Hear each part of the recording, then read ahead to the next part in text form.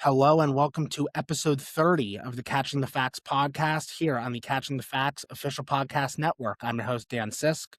And I'm Schroeder. And guys, we're up to, episode 30. It's hard to believe, Eric, that we've been doing it for this many episodes. And we look forward to doing it for a couple more, for many more, actually. Obviously, in the aftermath of the NFL draft, we don't have a ton of news. However, we have 5 pretty good stories to talk to you guys about this week. So it shouldn't be a very long episode, but we do have a lot to say about these topics. Actually, a couple of them are really juicy. So, Eric, you ready to get started? Yeah, let's do it. Okay, guys, getting started out. I hinted at this in the last episode. There has been a big update on the story since that episode was recorded, so that's good.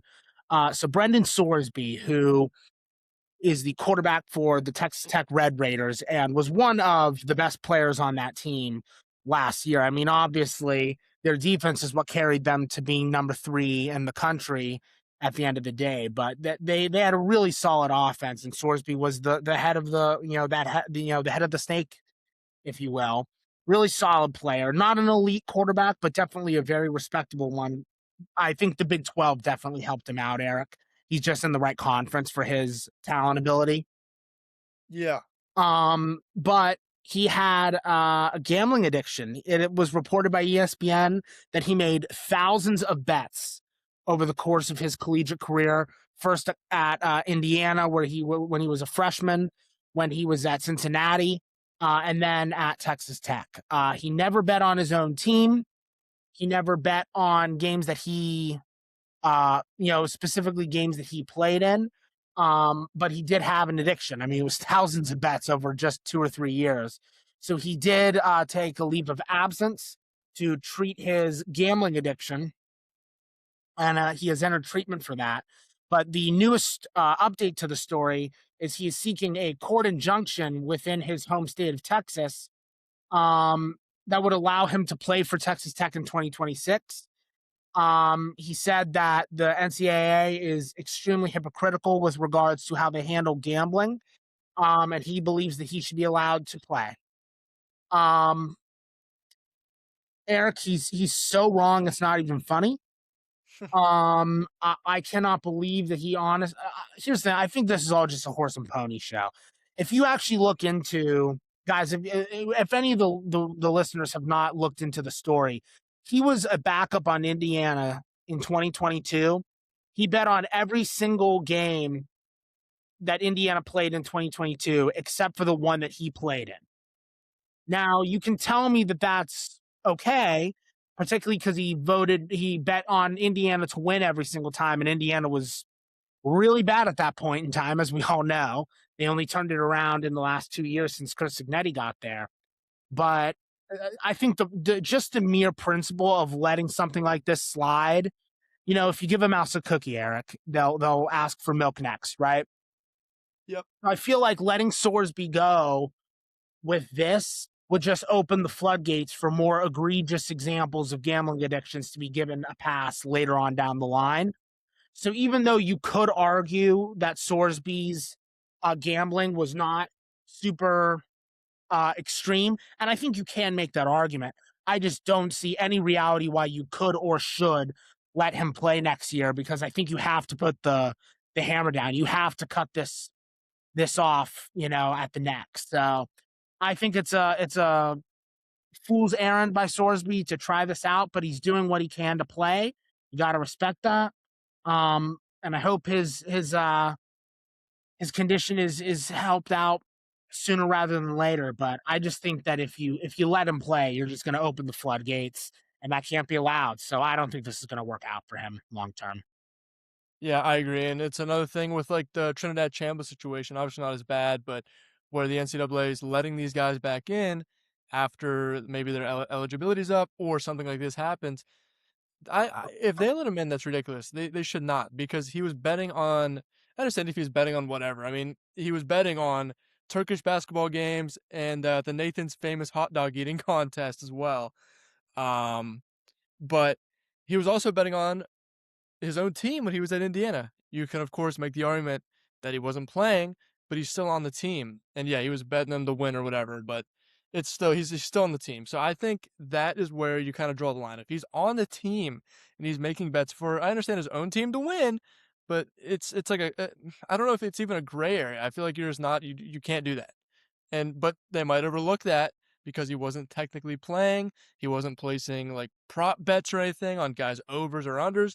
He was maybe just strictly betting on the team to win, which I guess you could or make the argument and say that's okay, but it's not because he's still betting on his own team and just betting in general, which is not allowed in any professional sports. The players are not allowed to bet on anything. So, Yeah, yeah, I mean, if they let this go, it's going to be a real problem. And honestly, guys might start turning to gambling more because they're like, "Oh, Brandon Storsby got away with it. Maybe I'll try it now." So yeah. it could become a problem if they let this go and if they allow him back in. I understand it's the state's decision. It's not the NCAA's, correct? It is right now. It's out of the NCAA's hands. Right. So I mean, we'll see what happens. But yeah, it might just be like another Trinidad Chambliss situation where the NCAA says no first, and then some lawsuit comes in and they get sued, and then they let him right back in. So we'll see what happens. Hopefully that doesn't happen. But I am glad he's getting the help he needs with that rehab facility. I did see that. So yeah, best to him. But if they let him back in, that is honestly unacceptable. I agree with you completely, man. You just know that this would spiral into something really bad, It right? You would, just know. yeah. It would just create a domino effect of other guys doing the same thing just because one guy gets away with it. Yeah, yeah. I see no reality where you can let this slide. So I completely agree with you. Again, solid player, not an elite player, but solid player. I can see why there would be a contingent that would, be rooting for him. But yeah, betting on your own team, even though they're a bad team and you're betting on them to win, and even though you weren't playing, again, I think that's too many caveats, right? I think when you start using that as a reason for why he should stay, he shouldn't stay. Right. So I think it is absolutely the right call to let him to just let him never play again. And I hope we wish Eric and I wish him the best. Because I mean it is a very serious addiction that he has. I mean when you make thousands of bets, that's pretty significant. So again, we wish him the best, but yeah, you need to take accountability and you gotta never play again. That's just the price you pay. He did this over the course of years, dude. The course of Yeah. years. Well, I mean that's the thing. It's like the NCAA is not very good at holding people accountable. Yeah, So I I agree. mean we'll see what happens, but hopefully hopefully they don't let him back in. Not for the sake of not ever seeing it again, but it's just that it's an unacceptable. Like, you know you can't do that. So Yeah. Yep, I agree. So, uh, that's all I have on that story. What about you? yeah, that's all I got. Okay, guys, moving on to the next story. The National Football League and the NFL Referees Association have agreed to a new collective bargaining agreement. Eric and I covered this story about a month ago, I want to say. It was looking pretty dicey for a couple weeks there, Eric, that they weren't going to get a deal done with the refs, but they did. It's a new 7-year deal. And when you look at the provisions that were given to the refs, you can see that the refs walked all over the NFL. The NFL had absolutely no leverage. So these are just some of the big takeaways from the new labor agreement. There is a formal development program for officials now that will include a training camp for refs themselves, as well as practices with some former players. So the players are going to come in and help give some training for the new refs.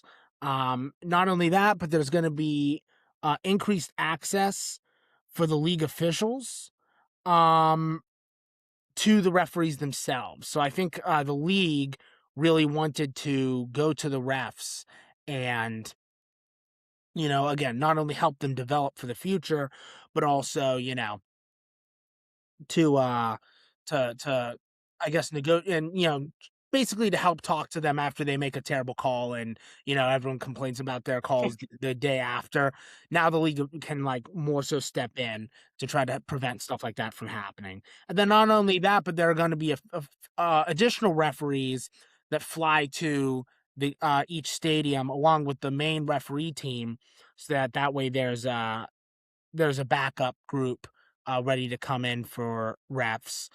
Whether there's freak injury, maybe there needs to be a replacement ref during a game, so that kind of creates a situation too.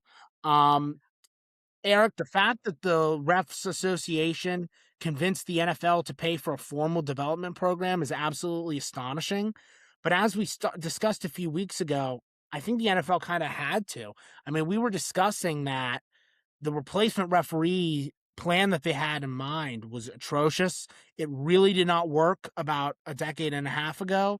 The last time there was a work stoppage by the refs, it really hurt the games themselves. And with the referee, actions being as poor as they are now, I mean, the play calling these days is just horrible. I mean, so many missed penalties for very soft plays. A work stoppage would be catastrophic for the game. So, I think the NFL knew that, which is why they were realized that they needed to pay for this. But yeah, that's a huge victory for the refs. Huge, huge, huge. The NFL, I think, is definitely interested in the league officials getting to just talk to the refs. Um, again, I think now they'll be able to deal with backlash to refs easier. And then um, the bench of additional refs is definitely an interesting provision as well. Those are the bigger points that were in the labor agreement. There are obviously many, many more, but those are the big takeaways. Honestly, my big takeaway, Eric, thank God a deal was reached. I mean, it would, as I said, it would Yeah. be catastrophic for the league at large if they were unable to to reach an agreement. So I'm glad that they were able to, and good on the NFL for creating that development program because God knows we need it right now. Oh, for sure. Yeah, I think the official officiating over the years has just gotten worse. Now, I mean, it's maybe more pronounced now that social media is present because every bad call is going to be posted and dragged on social media now. But um, yeah, I think this is honestly the best case scenario because if we had another replacement ref situation, I mean, who knows what would have happened? It would have been horrible. Yeah. Um, this is good. Finally, they decide to do something. Um, it took them a while to strike a deal, but it's because they wanted to get the deal they wanted, and that's exactly what happened. And like you said, they walked all over the NFL, which but I think it will make the NFL better. Interesting. The bench referees. I mean, how often really does a ref get hurt to where they'll need another one? But it's good to have. It's good to have. So, yeah, I don't know. Overall, this is good for the league, good for the game, and good for the refs. Because we do not need any more replacement refs ever again. So hopefully, Yeah. Yeah, I completely agree with you. because Completely. that was a disaster. Yeah, completely agree. So, yeah, man, we'll see if the development program helps. God, I hope it does. I really hope that they have heard there's no way that they haven't heard the criticism, right? They know that Oh, we all complain about the roughing the passer penalties and the I mean taunting the penalties. players do. I mean, there's no way the Yeah. NFL themselves and the refs, there's no way no one's paying attention. So hopefully No. this program helps with that. Lord knows we need it to help. So yeah. Yeah, man, we'll see how that develops. It's definitely not going to be I don't know if we'll be able to, I mean, who knows? Maybe we will be able to see a difference in the early games of the season, but hopefully by the end of the year we can see a market improvement. I don't think Yes. we can really take it seriously until we've seen it for 2 or 3 seasons and we see how this program works over a period of time. Um but yeah, it'll be interesting to see, and again, it's for 7 years. So not as long as some of the other labor agreements, but it's definitely not a short term deal, and they'll be able to negotiate much easier. So, uh, yeah, good on the NFL, but yeah, the refs definitely walked all over him. Oh, yeah, for sure. That's all I have on that story. What about you? Yep, that's all I got. Okay, guys, moving on to the next story of the day. Luther Davis, remember him? None of you do. He was never a very good player. He was a defensive lineman at the University of Alabama. He was in process of getting indicted to orchestrating an impersonation scheme where he was able to defraud various lenders around the South of nearly $20 million. He has pled guilty to this. He pled guilty to federal wire fraud and aggravated identity theft. Um, and right now they are working um, on a formal sentencing. It was reported that he would wear disguises to help impersonate athletes, in addition to bringing various fake documents. So this was a very widespread impersonation scheme. David Njoku and Michael Penix Jr. were two of the people who were impersonated. If you look at pictures of Luther Davis, I don't know how the hell he was able to impersonate How Michael did he Penix. pull that off? Michael Penix is it looks nothing like him. So I He don't know didn't how live he in the pulled. Joker either, I mean, what? Yeah, I don't know, man. But yeah, this was a pretty interesting story just because it involves either current or very former um NFL talent getting defrauded like this, and that's pretty significant. So yeah, I mean, he pled Yeah. guilty. Too much to say here. But yeah, I mean, it's always interesting to see the stories of these people who leave the league and lead these very strange lives. I mean, obviously Manziel's the obvious one, but I mean, there are so many stories of people who left sports and yeah, just had lives that you would never think what they would lead. I mean, nothing ever tops Andrew Tolles, the outfielder for the Los Angeles Dodgers, who played in the National League Championship Series, and then 2 years later was homeless, living behind a Walmart in Florida. I mean, nothing tops that story. I mean, that's like truly disturbing stuff. But yeah, this Luther Davis story, man, was just so peculiar to me with the impersonation thing. I mean, we need a movie about that. I would watch a dark comedy film about this man. I would in a heartbeat. So Yeah. yeah, it's just a really strange story, and I'm glad he is willing to admit to his wrongdoing. I mean, look at all the stories these days who are these you see Luigi trying to get evidence to out of court even though we have him on video, and it's like whatever. But this guy, owned up to it, and you got to respect actions like that, man. You got to. Yeah, this, pretty crazy story brought in nearly $20 million. So, I mean, it was clearly working. I don't know how it's working. I mean, like you said, how is this guy posing as, Michael Penix? They look nothing alike. Really any of these guys, but yeah, it's, not good, and it sucks because I mean, he played in the NFL, so it's not like he, um, is, I guess, hurting for money, Yeah, yeah, but yeah, yeah. And it's just a yeah, really I mean, that's all you interesting pretty much story. said everything about it. Yeah, Um, there's not much to say. I don't blame you for not no, having much yeah, to say. It's definitely one where it's like I'm glad they admitted to their faults, and right, we can all move on. This would have been a nauseating story to have to follow for years on end. So yes. glad they did it. So yeah, man, we'll see what other crazy post football stories we get to cover on this show. It'll be really interesting. But that's all I got on that. What about you? Yeah, that's all I got. Okay, guys, moving on to stories that are a little newer. I mean, we had to sit on the last few for a couple weeks because of our draft coverage. But these stories are very, very recent. Rasheed Rice, remember when he caused that big wreck in Dallas a couple years ago? And we all were like, man, that his career might be temporarily postponed. Turns out it won't. Was ordered to serve 30 days in jail. Um, After violating the probation that he was placed on in the aftermath of that wreck. Um, he will miss the mini camp for the Chiefs, but he will not miss the main training camp. So it's not a real big deal for Rashee Rice in terms of football, but I think it is concerning because he's gonna have to.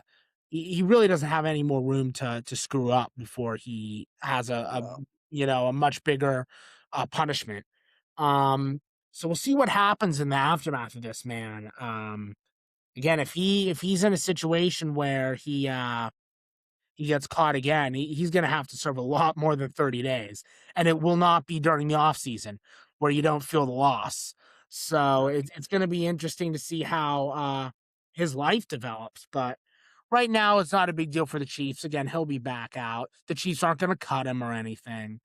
But yeah, it is interesting. Rashee Rice is not the player he used to be, but he is still really, really good. And uh, again, the next time this happens, it would be a substantial loss for the Chiefs. So be better, Rashee. Be be better. Don't test positive when you're on probation, man. It's very Yeah, simple. right. That's all. Yeah, and I mean, it's interesting. I think it's, it definitely sucks, um, for him. 30 days, it's not too bad though, considering what he did. So I mean, overall, he got pretty lucky, pretty weak sentence, and it's during the off season, like you said, so he's not going to miss any time. But like you said, no more room to screw up. He has to have a clean record, which might be hard for him to do. Yeah. Because I'm pretty sure, that's the second kind of big thing that's happened in his career already. Um, uh, legal wise, like legal Yeah, reasons. legal issue. Legal issue, yeah. Yeah, right. So, we'll see what comes out of this. Probably nothing. He'll just go to jail, and then everyone will forget about it, and when the season rolls around, nobody will talk about it, and he'll be good, and he'll be doing whatever he does on the field, which isn't too much, but still. Yeah. But yeah, I don't think he's going to be suspended by the NFL. He already had that happen to him last year, Yeah. so Yeah. yeah, that's pretty much all that's going to happen. He's just going to serve 30 days in jail, and then he'll be good. Yeah. Again, I he really needs to be careful because the next time is Yes, gonna be bad. So yes, agreed. uh Only gets worse from here. agreed. So yeah, we'll see how this develops, but in a year or two, I'm just worried this is gonna be, a 6 month situation, Right. Yeah, So it could spiral, but hopefully he gets it under control. But yeah, I mean, this is the second legal issue already in his young career. He's only what, like 28? So yeah. So we'll see. See how it 26, goes. even worse. Oh my. Yeah. We'll see how it goes. He's still young. Yep. He's not as good as he was in his first year or two, but he's still a very good player. So maybe he won't be the stud that we all thought he was, but he's still a really good receiver. And I would hate for that. It would suck for the league for that potential to be squandered. But Yeah, for sure. yeah, that's all I have in that story. What about you? That's all I got. Okay, guys. The last story of the week. I'm sure a lot of you were expecting us to eventually talk about this.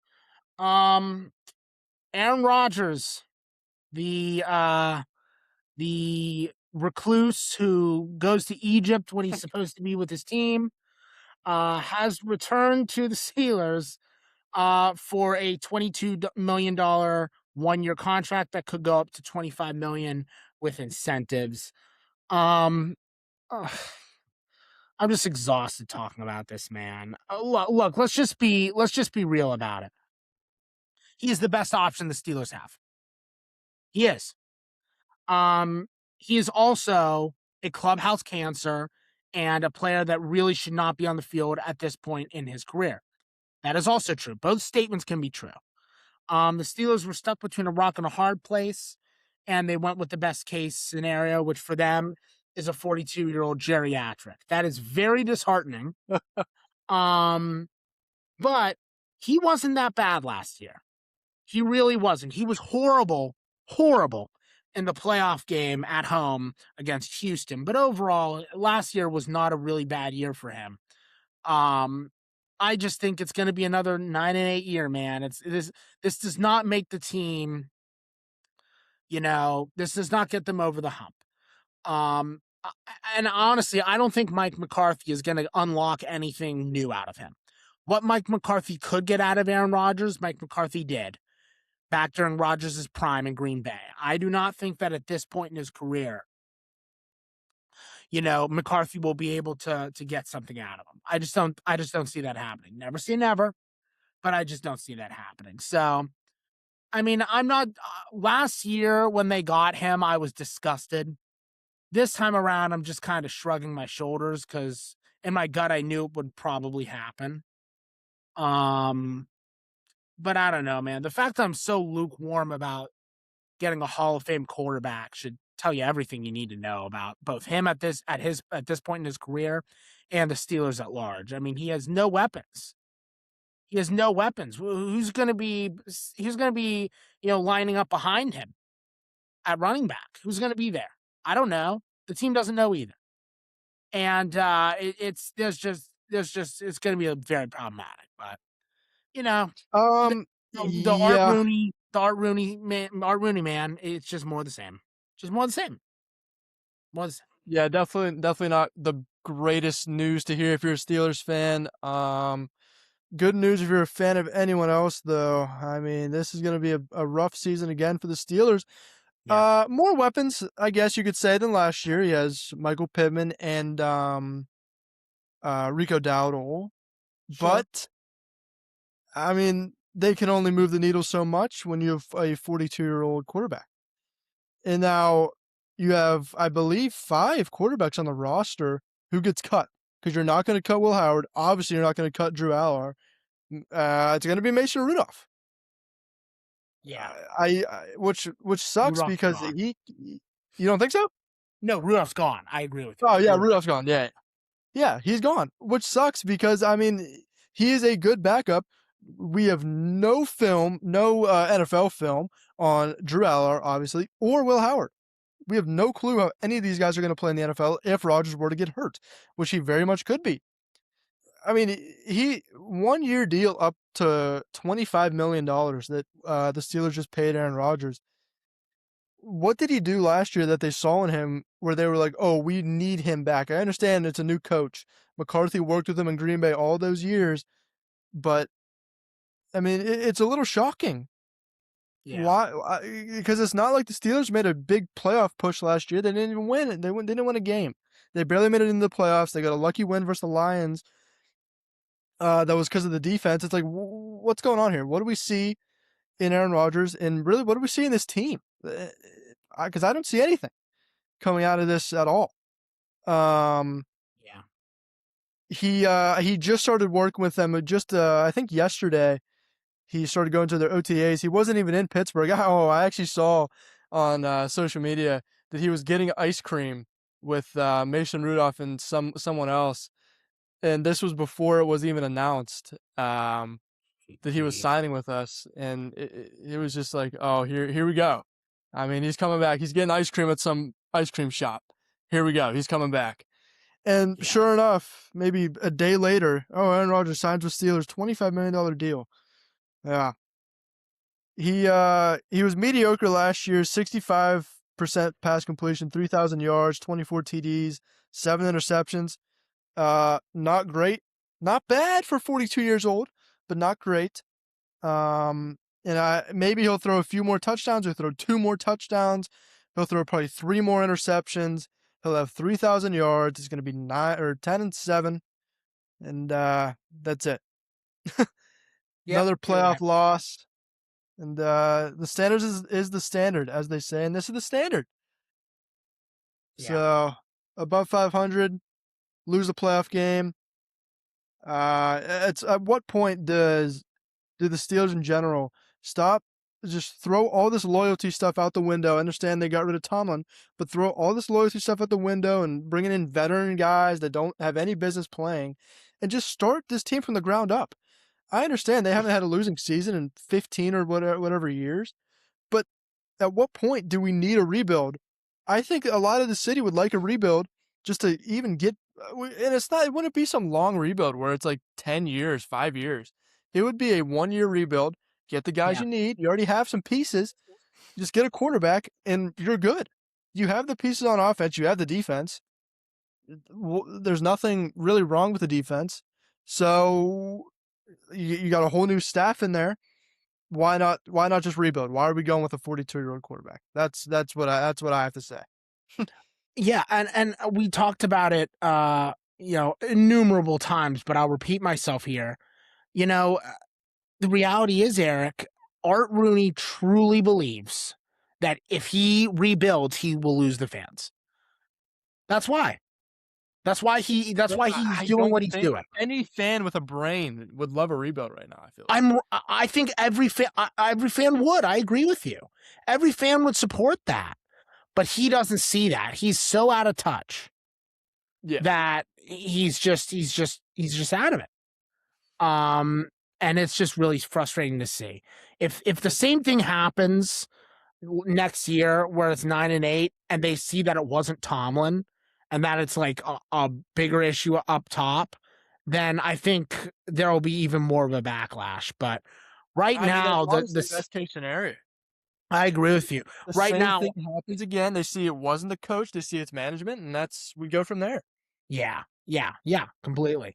I mean, like, I don't remember the exact number. Forgive me. I should have taken a picture of the tweet, but I believe Pittsburgh is the city with the biggest gap in terms of sports teams that have not moved on to the next round of the playoffs.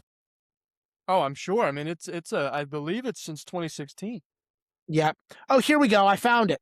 The longest playoff win drought in the big four U.S. cities. Now, keep in mind, Eric, this does not mean individual wins. Like the Penguins won a game in this past series that they lost, but I'm talking like series win and moving on. Pittsburgh leads the pack. Atlanta has the second longest drought with 1,640 days since their last big playoff victory. And Pittsburgh leads the pack with 2,930 days. Oh my, The that's city of ridiculous, Pittsburgh, man. the city of Pittsburgh has not seen their team advance in the playoffs in over 8 years. Keep in mind, folks, the city of Pittsburgh calls themselves the city of champions. You're right. You're right. I mean, at what point? Maybe back in the '90s, sure, you can call them that. Right now, what is it? I Yeah, mean, the it's city of doom and non-existent. despair. You're right, man. It's just really, really bad. But Brutal. it is what it But is, man. yeah, I don't know. I like you said though. Actually, that was a great point you brought up. I just hope it happens again. We get another 9-8, 10-7 year, and they go from there. Yeah, Because that's the only way I think that you can really get it through to management that it's not really the coach's issue. It's it's bigger than that. You can yeah, bring in whoever you want as coach. You can bring in prime Bill Belichick, and I don't think you could turn this team around if you with yeah. Aaron Rodgers. Yep, agreed. Yeah, man. We'll see. We'll see what happens. I root I root for this team. I'm never gonna turn back on this team. I just, I'm every time I think I've recovered, they just gut punch me, and I'm like, oh my Yeah, god. So we'll see. We'll see what happens. I'm curious how this develops. So yeah, we'll see, man. It's gonna be interesting to say the least. But that's all I have on that story. What about you? yeah, that's all I got. Okay, guys, so that is it for this episode of Catching the Facts. Again, it was a very short episode. We didn't have a ton of stories, but the stories we did have were pretty interesting. So, hope you all enjoyed. As always, during the off season, we post every other Wednesday at 12 p.m. Eastern Standard Time on both YouTube and Spotify. Please like, comment, follow, and subscribe to us on both platforms. We really appreciate the support you've given us and the support yet to come. That's all I have on. That's really all I have for this episode. Eric, do you have anything else to add before we go? Nope, that's it. Yeah, guys. So thank you again so much for listening to this show. Eric and I are greatly appreciative of your support. We'll be back in 2 weeks for episode 31. Until then, I'm your host Dan Sisk, And I'm Eric Schroeder. and we'll see you then.